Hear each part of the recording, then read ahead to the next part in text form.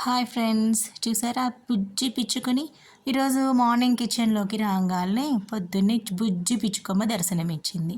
సరే వాళ్ళ అమ్మ మీద అలిగి వచ్చిందేమో, ఏదైనా పెడదాము ఆకలేస్తుందేమో నేను చెప్పట్టుకుందామని చూస్తే మరి నాకేమో దొరకలేదు. ఇలా అలిగి వచ్చి కబ్బోర్డ్లో ఇక్కడ అలిగి కూర్చుంది.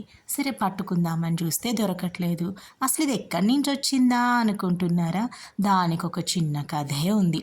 కొన్నాళ్ళ క్రితం మా కిచెన్ యొక్క బాల్కనీలో పిచ్చుగూడు పెట్టింది.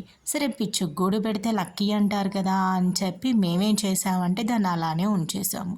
సరే ఒక జనరేషన్ పిల్లలైతే వచ్చేసినాయి ఆ గూడులో. సరే అది అయిపోయిన తర్వాత మళ్ళీ తీద్దాం కదా ఆ గూడు అనే లోపల మళ్ళీ సెకండ్ జనరేషన్ పిల్లలు కూడా వచ్చేసినాయి. చూసారా, మాకు తెలియకుండానే మాతో పాటు 2 జనరేషన్ల పిచ్చుక పిల్లలు కూడా పుట్టి పెరిగినాయి ఈ ఇంట్లో. సరే ఈ పిచ్చుక పిల్లలకి కిలకిలలు పొద్దున్నే వినిపిస్తుంటే సరే బాగుందిలే, తర్వాత అవి పెద్ద ఎగిరిపోయిన తర్వాత అప్పుడు గూడు తీసేద్దాంలే అని చెప్పి ఉన్నాం. ఈ లోపలే ఈ పిచ్చుక పిల్ల మరి ఎగరటం రాలేదో ఏంటో కిచెన్లోకి వచ్చేసింది. సరే ఎట్లాగొట్లా దాన్ని సాధించి పట్టుకున్నా. సరే ఆకలేస్తుందేమో అని చెప్పి బియ్యపు గింజలు పెడితే అదేమో తిందాయే. సరే మళ్ళీ తల్లి పక్షి దగ్గర పెట్టేద్దాము గూట్లో అని చెప్పి బాల్కనీలోకి తీసుకెళ్ళి ఒక 2 మినిట్స్ గూట్లో ఉంచితే తల్లి పక్షి ముట్టనే ముట్టలేదు. తర్వాత తెలిసిన వాళ్ళు చెప్పారు, ఇలా బుజ్జి పిచ్చుక పిల్లలు కనుక దారి తప్పి తల్లి దగ్గర నుంచి కనుక సపరేట్ అయితే మళ్ళీ అప్పుడు అవి మనం ముట్టుకున్న తర్వాత తల్లి పక్షి దాని దగ్గరకు కూడా రాదుట. అది తెలిసింది.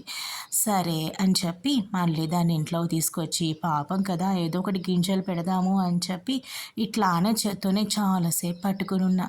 కానీ అది మాత్రం ఈ ఫోన్ యొక్క లైట్కి నేను వీడియో తీస్తుంటే అసలు ఇటువైపే చూడట్లేదు. లైట్ పడుతుంటే తెగ సిగ్గుపడిపోతుంది ఈ బుజ్జి పిచ్చుగా. చూసారా, అయినా సరే ఎలాగోలా నేనైతే క్యాప్చర్ చేసేసాను దీన్ని. సరే ఈ రోజుల్లో పిల్లలకి అసలు పిచ్చుకలు అంటేనే ఏదో టెక్స్ట్ బుక్స్లో చదువుకోవడమే కానీ విడిగా చూసుండరు కదా. అందుకుని సరే పిల్లలకి చూపిద్దాంలే ఈ పిచ్చుక అని చెప్పి కాసేపు ఇట్లానే చేతి మీద పెట్టుకొని గింజలు తింటుందేమో అని వెయిట్ చేశాను.